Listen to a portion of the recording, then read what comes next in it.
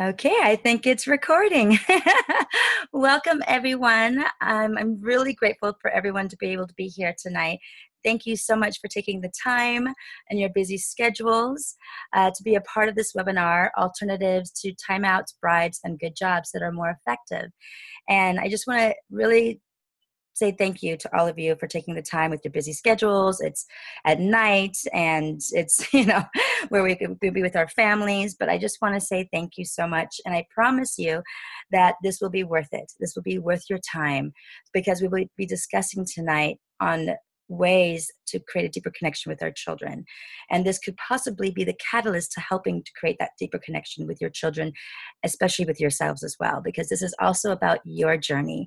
It's about your parenting journey and how you're raising yourself up as well. So with that said, for those who don't know me, my name is Tangi Veloso. I am very passionate about conscious parenting, about creating a deeper connection. I'm passionate about conscious connection to our children, to one another, to the planet, and just importantly, to ourselves. So I'm going to be sharing a lot of information tonight on this webinar, and I will be extending an invitation to go even deeper with your children and yourselves later on in this webinar. So I just want you all to know, to expect that there will be an invitation to go deeper in another program that I have to offer. And at the end of the webinar, I am really excited to share that there will be a winner. So whoever stays at the end of the webinar, my son will be helping me to choose. We'll be drawing a couple of raffles for one for my free book. I have a book that I wrote called Taming Your Wild Child, 7 Proven Principles for Raising Connected and Confident Children. And so I will be raffling that off. And then I will also be raffling an opportunity to have a private session, a one-on-one session, life coaching session with me.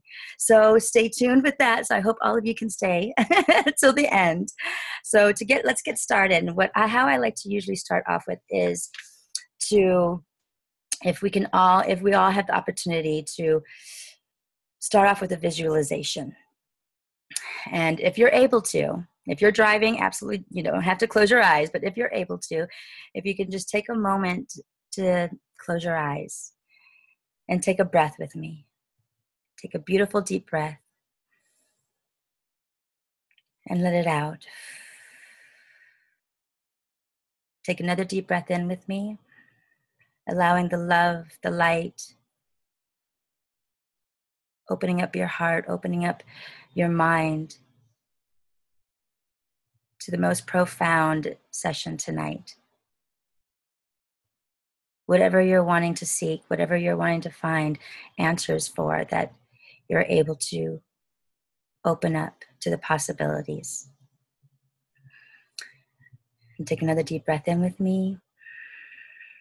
Inhaling the love, the light, the openness, and on the exhale, releasing what no longer serves you, the stress, the frustrations, perhaps something that happened today, an argument with your child, traffic, whatever may have caused stress for you today, frustration. Allow that all to release and let it go. And taking another deep breath in.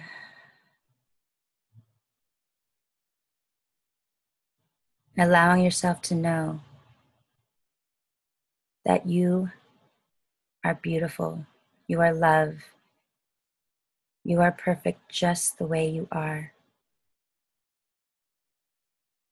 Allowing yourself to open up to that, to tap into your confidence in yourself.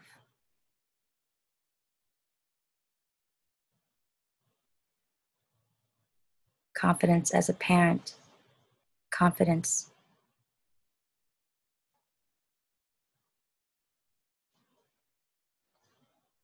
in everything that you do.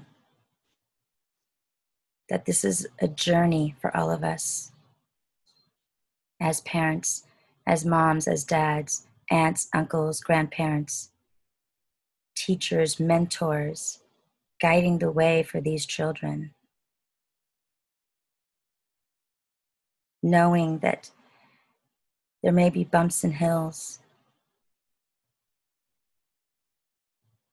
but being able to open up ourselves to learning new ways, discovering ways to connect with ourselves, knowing that you are worth it. You have the power within you. You are so loved.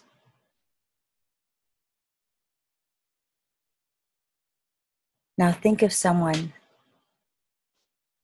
think of one person that you love, that you're wanting to get love from, perhaps approval, acceptance, someone in your life that you've wanted this love from.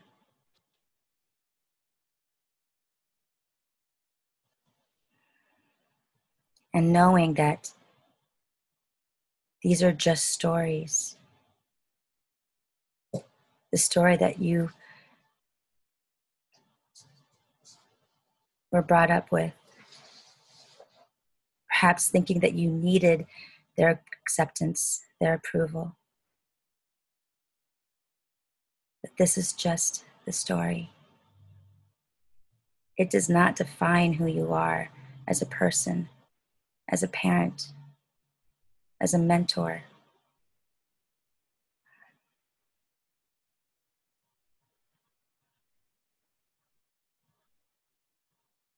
Now imagine yourself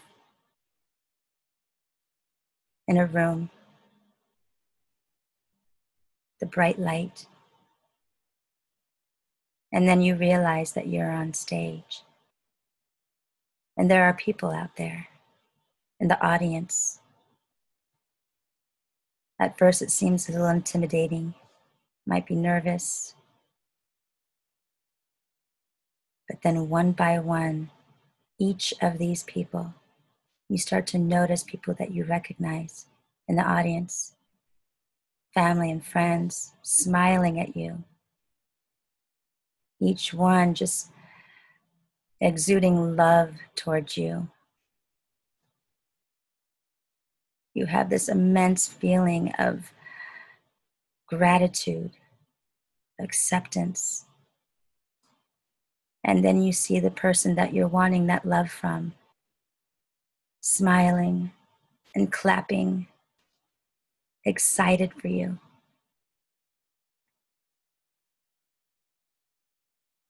You start to realize that you are confident in your power and that you really don't need anyone else for this acceptance and approval of yourself. That you are perfect just the way you are. That you are worthy and you deserve love. You deserve happiness. And you don't need outer experiences to define this for you. And as soon as you realize this, this is what you can model to your children about self-love, self-acceptance. They don't need to get our approval and acceptance and love. We can guide them in this acceptance and self-love by them accepting who they are and by you modeling you accepting who you truly are.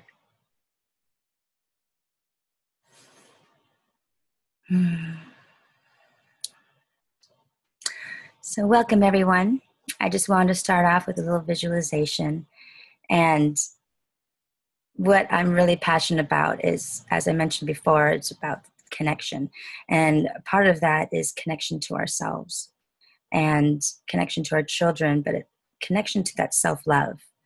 I feel very powerfully about, in order for us to model self-love, we also have to create that self-love within ourselves. So I just wanted to start it off with a meditation visualization for all of us. So with that said, I want to go ahead and get started with the webinar. I'm going to be I'm going to share my screen, and we're going to go through and get started with a presentation, PowerPoint presentation right now. Hopefully it works. Bear with me as I go through the technicalities of it all. Okay, perfect. All right, great. So welcome everyone. So this is alternatives to timeouts, bribes, and good jobs that are more effective. So what I wanted to start off with is neuroscience and child development. When I started researching on conscious parenting and creating a deeper connection with our children, it really dawned on me that there also needs to be a deeper connection with understanding of the brain development. Here's a great quote that Michelangelo stated, and a man paints with his brains and not with his hands. And if he cannot have his brains clear, he will come to grief. Sorry, it was a little cut off right here. Let me see if I can move that screen. There we go. He will come to grief. And what that means, if a child's brain, if they're in their lower brain, they're not able to be able to respond in the way that we would like them to. So that is what it was explaining. And what I wanted to share about is the prefrontal cortex. And here, the prefrontal cortex, which is the PFC, is located in the front of the frontal lobe, and it acts as the CEO of the brain. So it functions in controlling the planning and organization, decision-making, helps with moderating social behavior. And the limbic system is composed of structures in the brain that deal with 3 key functions, and that's emotions, memories, and arousal or stimulation. Why am I sharing this with you? Because it's really important if we are raising our children, when their prefrontal cortex, when they're in their lower brain, as I mentioned before, it's really hard for them to be able to cooperate if they're in their lower brain. So like some fun brain facts. Babies are born with millions of neurons in their brain. Some of these neurons are not yet connected at birth. So brain development is really about growing connections and circuits between the neurons in the brain. And how these neurons get connected and how strong the circuits get wired has to do with our emotions. So by age 3, the weakest connections dissipate, while a connection that is repeated in the early years remains permanent. So for instance, if a child is seeing parents argue all the time, that can be a negative permanent memory that remains in their circuitry. Or if they experience something where they're bonding with the parent, and that's something that they're continuously experiencing with attachment parenting, and they're able to create that deep connection with them, that can also remain as well. Another fun fact is there are 4 basic emotions. There's joy, there's sadness, anger, and fear, and they all activate specifically in the brain. One more really important thing that I wanted to share here is that the brain doesn't fully develop until around the age of 25. So if we really think about it, our children are still developing. So when you hear like the terrible twos and the tantrums and they're not cooperating, you have to realize that their brains are still developing. Maybe to the next slide. The on and off switch to learning. So there was an author, her name is Priscilla Vale, and she's the author of The On and Off Switch to Learning. And she best describes a great analogy for this. So she explains that how the emotions are like an on and off switch to learning. So emotions are like an on and off switch. So when a child is able to feel joy, reassurance, able to connect and learn and create more freely, her switch is on. When a child is upset or feels threatened or loses their sense of connection, it's hard for them to focus. It's hard for them to understand and learn, which hence their switch is off. So it is during these times that the prefrontal cortex tends to shut down. So it can be frustrating and confusing for a child when an adult says, use your words, for instance, because when they're in that angst and upset, it's hard for them to form their feelings into words. So if you really think about it, with your fully developed brain, when was the last time you were able to learn or to think straight when you were depressed or upset or angry or scared? So if you think about it, if you put yourself in our children's shoes with their still developing brain, it can even be even more challenging for them to learn and to cooperate. So especially with unresolved feelings. So there's another thing that I talk about is unresolved past feelings.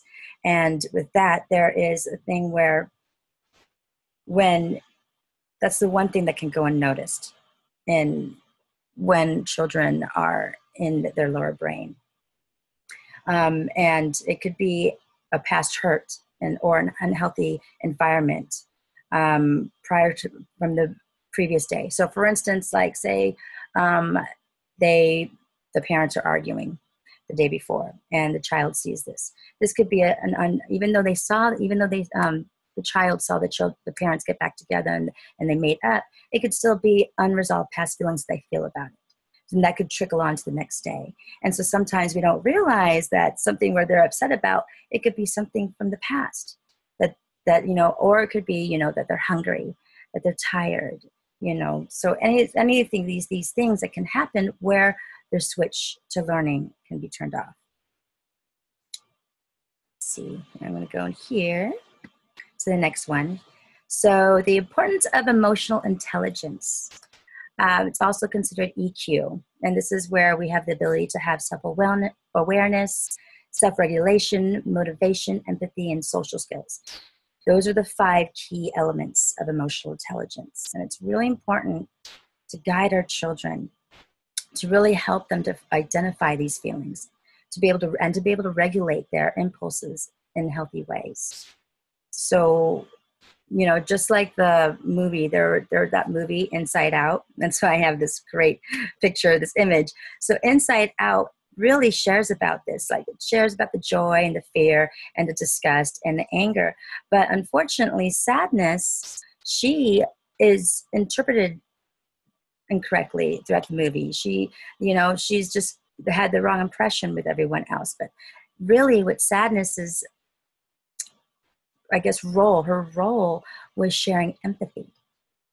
And it was a beautiful description, analogy of a beautiful way to show the true purpose of what sadness is about, and it's about compassion. So when we determine IQ is about someone's intellect, their intelligence. EQ is important for helping to manage a person's emotions and improve their relationships with one another. So if our goal is to raise happy and confident and compassionate and reliant, resilient children who are successful in life, it's really important to engage and learn more about emotional intelligence and to have that vision for our children. So trauma is something else that I'd like to share about, is that the effects on the family dynamic. There are more than 2/3 of today's children that have experienced or witnessed a traumatic event by age 16. 2/3 of today's children. And it can actually come in all different forms. Trauma can come in nature deficit. It can come in being in a classroom for 8 hours a day. These are things that we don't even realize that can be traumatic for children.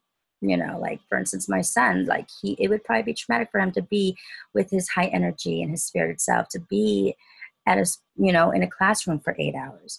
And so these are things that we can think about and realize that can affect our children's ability to learn and cooperate. And it's also, one thing is about repeated extreme amounts of stress. It can also create cortisol, an extreme excess of cortisol that gets released into the body. And large amounts of cortisol can actually have negative effects on the brain and can actually damage neurons in the brain.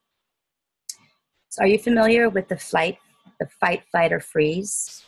Well, with that, it's during a stressful event, the nervous system actually can turn the switch button off.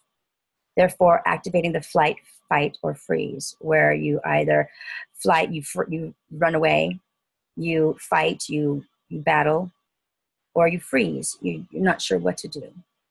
So there is a stress hormone, like I mentioned, called cortisol that releases in the nervous system. Now, again, this can actually damage neurons in the brain if there's something that's stressful that is experienced over time, even bullying, especially bullying. So with that said, I want to really share a little bit more about the trauma that can happen in the family dynamic. And statistics show improvement with trauma when children are able to tap into creative tools to help alleviate stress. There's some ways that are able to help through trauma, grief, loss, depression, and anger or anxiety is art, music, storytelling, creative writing, poetry, or dancing, journaling. For me, when I started writing my book, Taming Your Wild Child, 7 Proven Principles for Raising Connected and Confident Children, I started researching and writing this particular chapter on trauma because I began to realize that for me, my childhood was pretty traumatic. At 8 years old, my parents got a divorce, and my mom got into a relationship with her ex-boyfriend. It was a long-term relationship, and my mom's ex-boyfriend had a huge influence in how I was raised. And throughout my school years, I was constantly grounded. I was constantly grounded. There was one time when I was grounded and my friends, they decided to TP my house and and egg his car. It wasn't funny at the time, but then I got grounded on top of being grounded, and I had no idea about it. So yeah. So there's certain things that you may not think that could be traumatic, but with how I was raised, I had to, if my nails were a certain length, I was grounded. If I didn't make my lunch for school, I was grounded. So there were certain things that just with my upbringing, with my mom's ex-boyfriend, that just, it didn't allow me to really be who I truly was. And so I ended up lying. I ended up sneaking behind their back. I wasn't able to be who I truly was. And I didn't have a close relationship with my mom until I was about 21. And so for me, as I look back though, what I was able to, what my outlet was writing poetry, was dancing. And that's what led me to writing this book, was being able to have an outlet. And I vowed to myself, looking at these experiences, because it helped me, it was a gift. It helped me to really make a decision on my parenting choices, what I wanted to do. And I vowed to myself that I would never punish my son. I would never ground him. And so in order for that, I had to find tools and resources that can create connection, and where I didn't have to use bribes and use punishments and use the naughty chair to get him to cooperate, to raise my son where I could find another way to connect with him. So with trauma and its effects, just as it is important to help children heal their trauma, it is very imperative for us adults to heal our past trauma. Because if we're not able to heal our past hurts, they will continue to trickle on to our children. Hence the reason why I wanted to share that visualization earlier with the meditation, with taking us on the journey, with the self-love. There's a really great quote that my friend of mine, Chris Maraski, and I wanted to read it here, about trauma. Whatever traumas are not dealt with in childhood continue through adulthood, then through old age, and finally to death. Traumas that are not dealt with eventually are physically expressed as illness or injury and via a lower vitality. It is no coincidence that autoimmune diseases are steadily rising, partly due to this. And you pass your traumas on to your children. The way this unconsciously finds ways to engage your issues, the way this happens is fascinating and actually quite beautiful. Your child intuitively senses your traumas and unconsciously finds ways to engage your issues. We call this pushing your buttons. I know all of us know that one all too well. Nobody can push your buttons like your own child, right? But this is actually a gift. Remember, you can only let go of your limitations when your stuff is up. Children are born to raise up their parents, not the other way around. And I thought that was such a beautiful quote, a beautiful thing that he shared with me. Because if we're not able to really heal our past hurts and see where that trauma and heal that trauma, it will trickle on with our children. And they will show up. They come into the form to show up for those parts of us to heal. That makes sense. All right, here is where we're going to get to the nitty gritty. Timeouts, bribes, and good jobs. Do they really work? I love this quote right here. Thinking of your child as behaving badly disposes you to think of punishment. Thinking of your child as struggling to handle something difficult encourages you to help them through their distress. So I want to discuss about a couple of different ways of parenting. There's the authoritarian parenting, where it's strict discipline and there's a relationship of power over, which tends to manipulate and has fear-based motives while relying on bribes, rewards, and punishments. Coercive control is an attempt to influence the child while taking advantage of the child's desire for love and approval. There's some examples of coercion: be blaming and guilting, shaming, withdrawing your love, teasing in degrading ways, sarcasm or condescending remarks, invalidating their feelings, thoughts, or ideas. That's a huge one, invalidating their feelings and thoughts. Like even when a child gets hurt, like you see your child and they're hurt, they fall and they scrape their knee. Most of the time, the impulse for us parents is to console them, and we don't want them to cry. So we're like, you're okay, you're good, you're all right. And what ends up happening there, and there's no judgment at all with this. This is something that has been ingrained in all of us as parents. Like we don't want our children to feel hurt. It's only natural. But when we say you're okay, you're fine, what that is doing is, first of all, confusing the child, because wow, that actually kind of hurt. And that's why I'm crying, because it hurt. So it's like when we're saying that you're fine, it's pushing down their feelings. It's pushing down what they're really feeling inside. So I wanted to share that because I felt that it was important to share about different examples of how we can use coercion with authoritarian parenting. Now, permissive parenting is on the other spectrum. And with that, what that is, where authoritarian parenting is about power over, permissive parenting is misappropriated power, that shifts the focus on the parent rather than the child. So it places upon the child responsibility for the emotional health of the parent and their wounds growing up.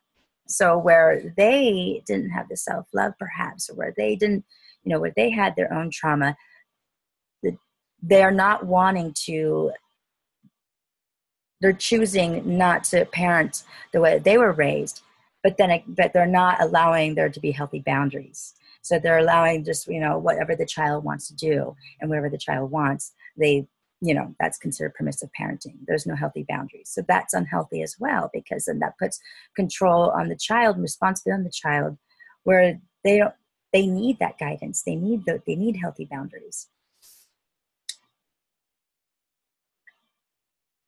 And I love this one quote from L.R. Nost. If controlling another human being is the goal of parenting, then force is necessary.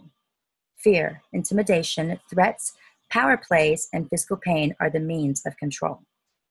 But if growing healthy humans is the goal, then building trust relationships, encouraging, guiding, leading, teaching, and communicating are the tools for success. I really love that quote. It says it all right there. And for rewards and punishments, they are another form of coercion. So here are a couple examples. So for instance, here's a reward.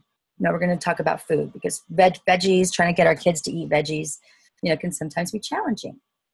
So here's a reward. If you eat all your veggies, you can have dessert. So this first example uses bribery in order for the child to get the reward.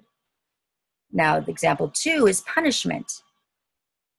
If you don't eat all your veggies, you won't get dessert. So what the second one does is it puts the child in a position where he is forced to do something in order to get something. Both don't create connection. Both create disconnection.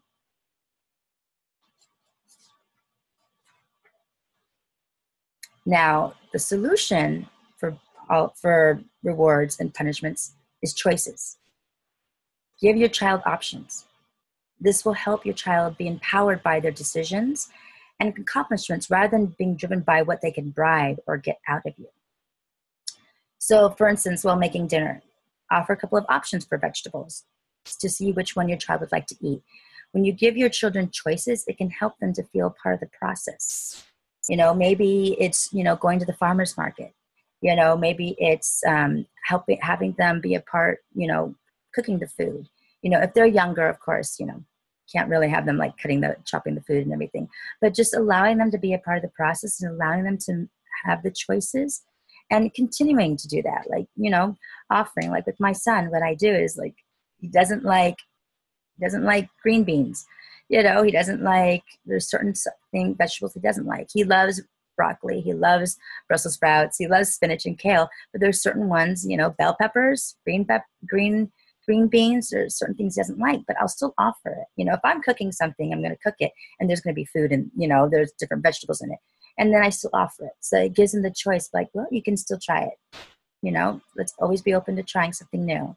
If he doesn't eat, okay, you could take that, you take those veggies out, but eat the veggies that you do like. So you just give options to them. A couple of other options for choices is you can either brush your teeth before we read a bedtime story, or you can do it after we read. Which do you want to do?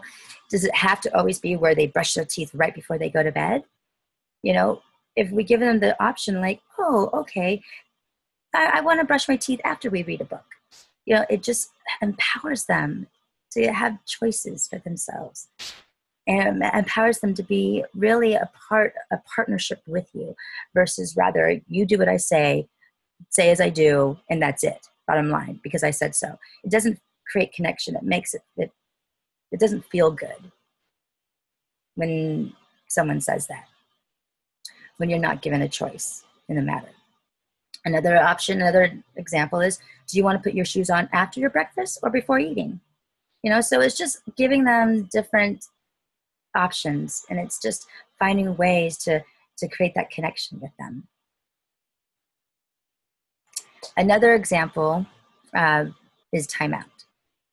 Go to your room and think about what you did to your sister, or go to the naughty chair. So according to research, timeouts actually can damage the child's psyche, and truthfully doesn't actually change the child's behavior.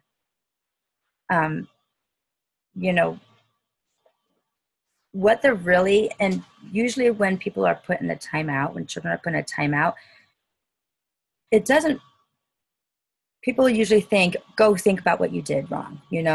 Take this time to think about what you did wrong. But really, in reality, children aren't really thinking about what they did wrong. They're either thinking of ways not to get caught again. They're thinking of ways to get even. If they're like have a sibling that got them in trouble, they're thinking of ways to get even with them, or they're feeling disconnected. They're like their love is being taken away. Your love is being taken away, and they're being isolated.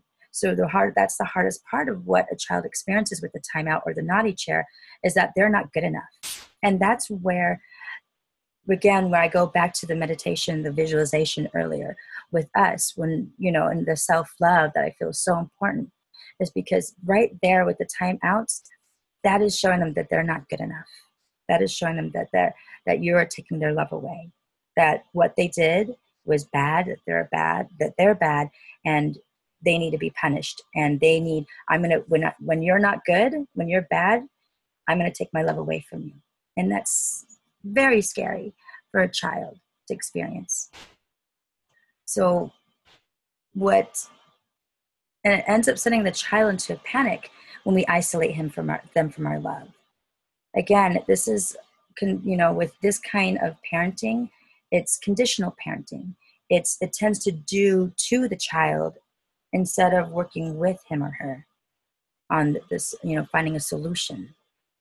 And what I've learned is a tool called time in. And, instead of the traditional timeouts that most adults are used to, where the child feels isolated by themselves, time in allows our child to offload their feelings while the parent is able to attentively listen to the child. And so that's just another, example that you could have for time, with that is the time in, because this is where I'm really, really passionate about. And I mentioned this before, but connection is so very important to me, to feel heard, for our children to feel heard, to feel accepted for who we are as adults and our children. This is the part where I am committed to in my life's purpose, to help others and create that connection with their children themselves. Why? Because we are all interconnected in the world. And all any of us ever want is to feel loved and accepted and heard and approved of. So, again, with that meditation, it's about loving ourselves and accepting ourselves for who we are and letting go of all those stories that we were raised in. Perhaps there was just that one person in your life that you wanted so much approval from. And this is why I'm passionate about finding another way to partner with our children, where they don't have to look outside of themselves for approval and acceptance, where they know and they have the confidence within themselves that they are good enough, that they are worthy and deserving of love and happiness and joy and success. With that being said, I wanted to share, and I mentioned earlier, for those who weren't in the beginning, I mentioned earlier that I was going to share about one of my other programs that I was going to invite all of you to. And I'm really excited about it because it's going to start next Tuesday, and it's for my 7-week program. And it's based on my book, Taming Your Wild Child, 7 Proven Principles for Raising Connected and Confident Children. And this actually goes deeper into what I'm sharing today in this webinar. So these are all different tools and resources. This is kind of like a little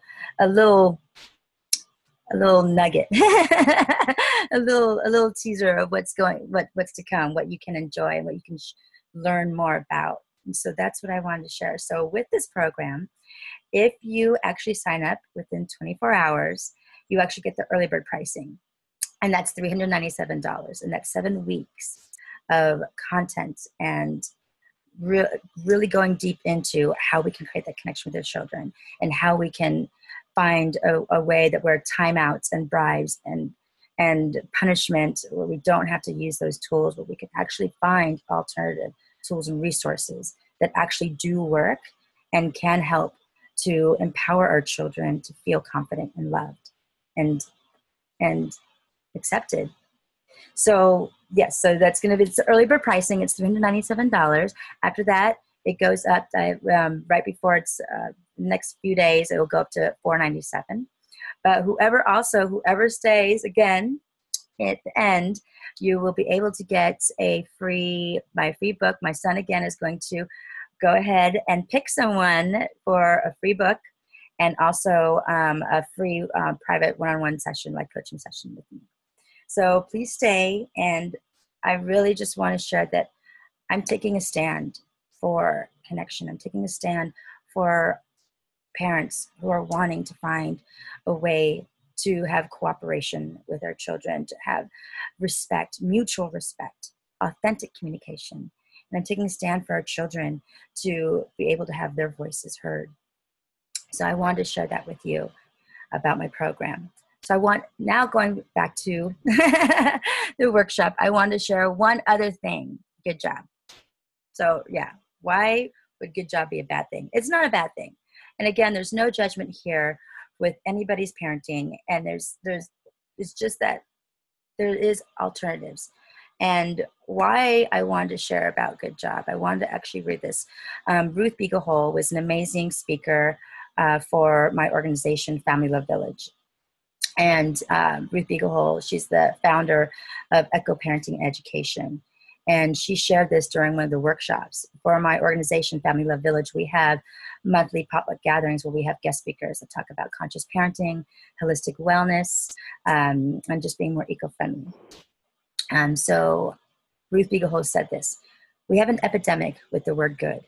For instance, good job, good boy, good girl, good sitting, good eating, good climbing up the stairs, etc. What we're doing is making our children become addicted to intrinsic rewards. They become addicted to that praise. Instead of rewards, move towards a celebration through an observation. You climbed up the stairs. Try to imagine what the experience means for the child rather than taking it away and making it through us, through our filter. And when we say good job, what we're really saying is, I like that. And it becomes conditional parenting. If you do what I like, I praise you. If you don't do what I like, there could be silence or things taken away.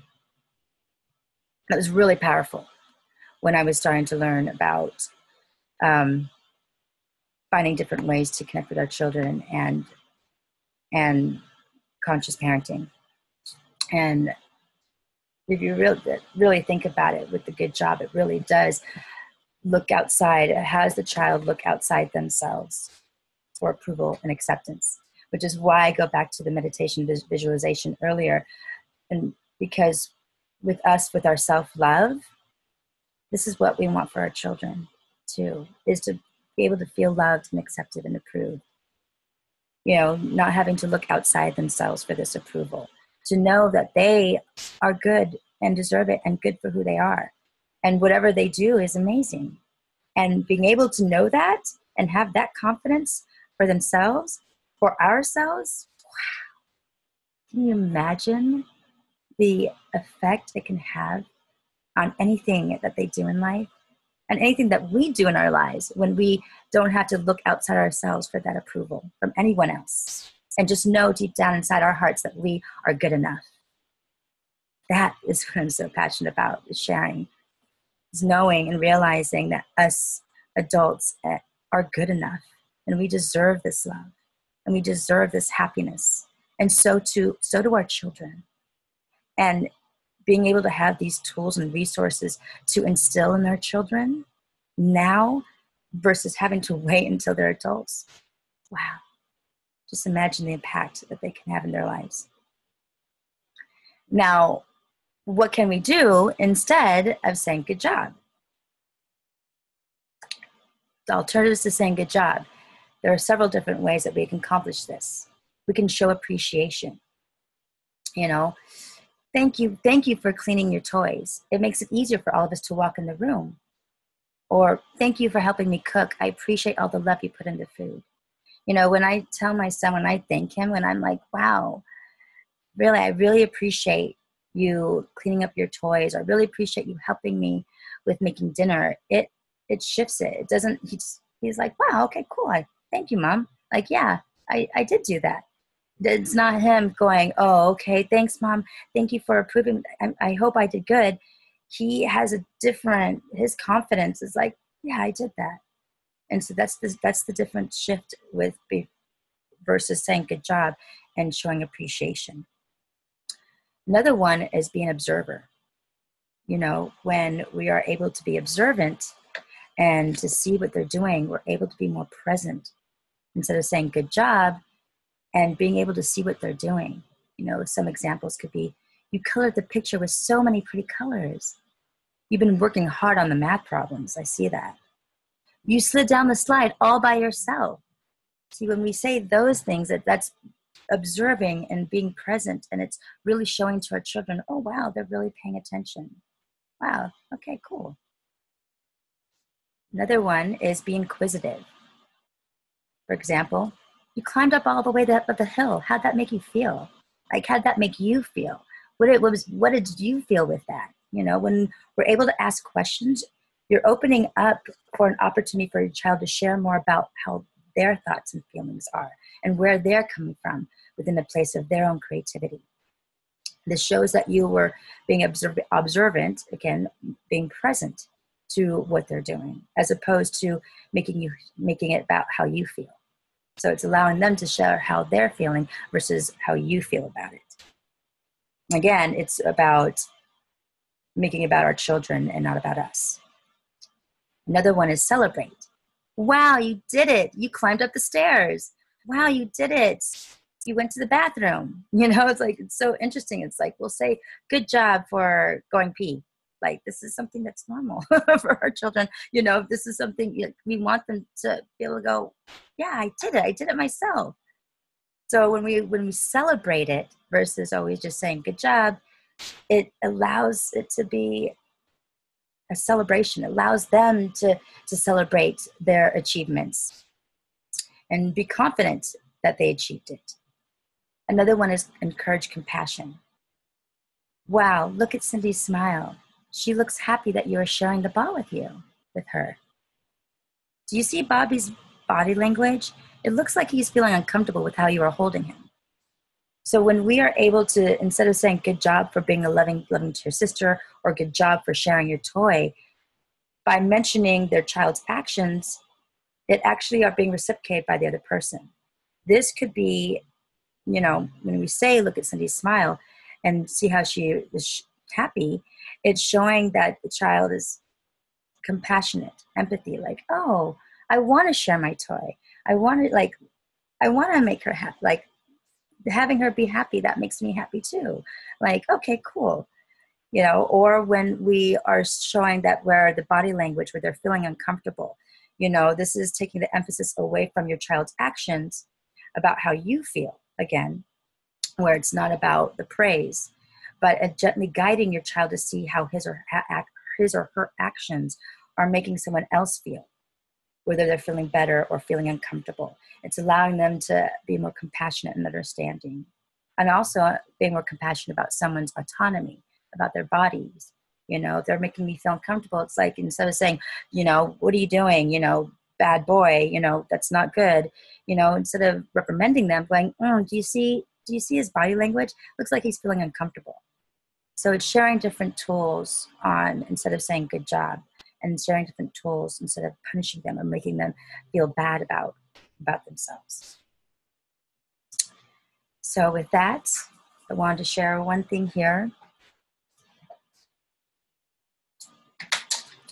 We're getting close to the end of our webinar, and I wanted to share this one part, this one quote. L.R. Nost is a really amazing. I've been reading up on all the different quotes, and it's just beautiful with this one.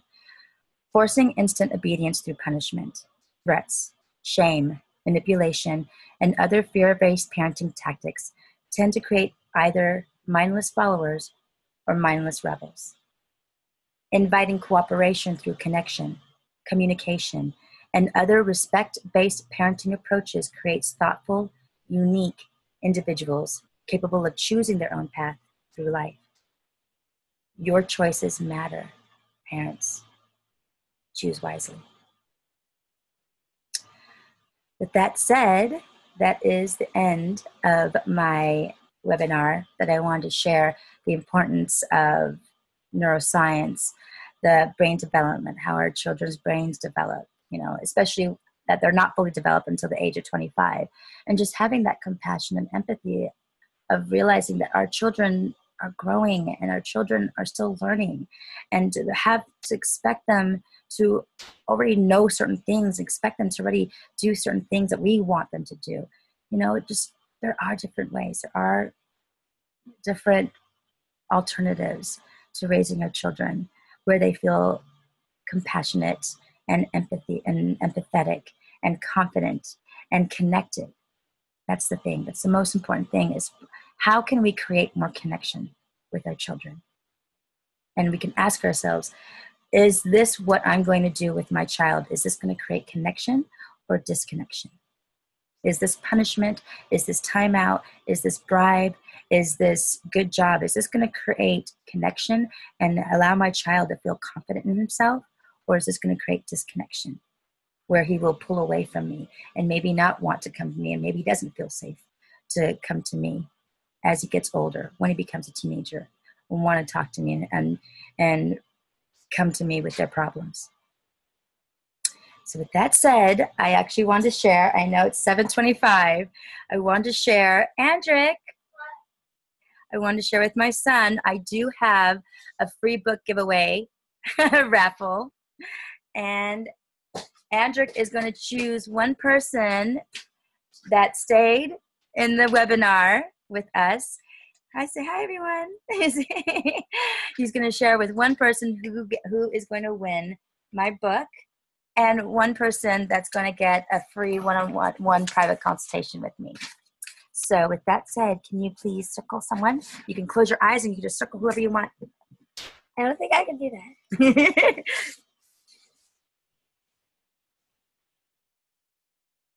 I can't do it. You close your eyes and just do it. Boom. I actually can't. I can't. Okay. Pick someone. Just go random someone random, and we're going to see if you're here. Go ahead. Just go. Boop.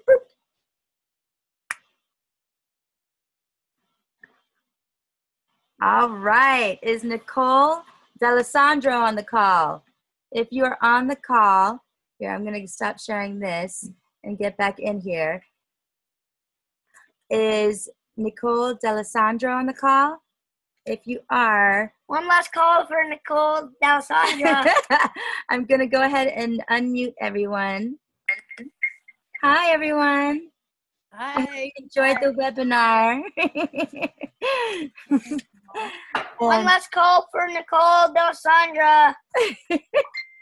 Literally, I'm saying this out loud. Okay, so that they're not here. So let's find someone else. There's a... Go ahead and pick someone right here. Ow. There's like a drawing or whatever.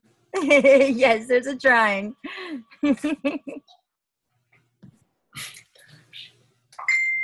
Just pick anybody, Bubby.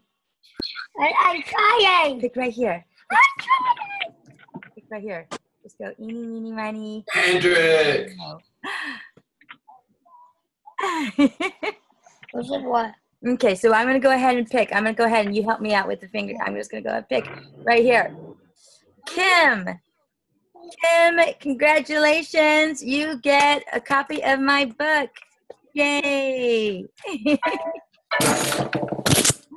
Woohoo. Oh, look, it's Uncle Jerome and yay. Awesome. Okay, cool. So we're going to go ahead Andrick. Andrick. Where's Kim? She's on here. She's on here. She's Okay, not on and the then list. the next person that's going to get a one-on-one life coaching session with me, you want to go ahead and pick up here? Just go ahead and pick up here. Close your eyes and just point. Okay. Jackson, you want some carrots too? Huh? Wait, right here. You want carrots? I don't. Go ahead. And point. Awesome. It is Kat. Kat will get a private one-on-one It's Kat. life coaching session. Congratulations.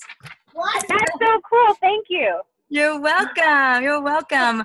So I want to know if anybody had some questions for the ending of this call. Want to go over here, Bubby? Okay, thank you for your help. Want to say bye to everyone? Thank you so much for all of your help, Bubba. I appreciate you. All right. So here we are at the end. We have 1 minute left. So I'm not sure if we do have, maybe we could have one question that anybody has. If not, if no one has any questions, I'm going to say be quiet for a minute. Any questions? Any questions? No, we're good? Okay, awesome. So I'm taking it that everyone that enjoyed the webinar. Hopefully there was some insight, something that you took away from this, some little nugget that you received from this webinar. Again, I will be having my 7-week online course. It'll be starting next week, next Tuesday. And I will give more information. Again, I will share this recording as well with everyone and share the PDFs with everyone so that you can receive all this information. And then I will also get together with Kat and Kim to give you your gifts And again, thank you so much for everyone for participating, for taking the time.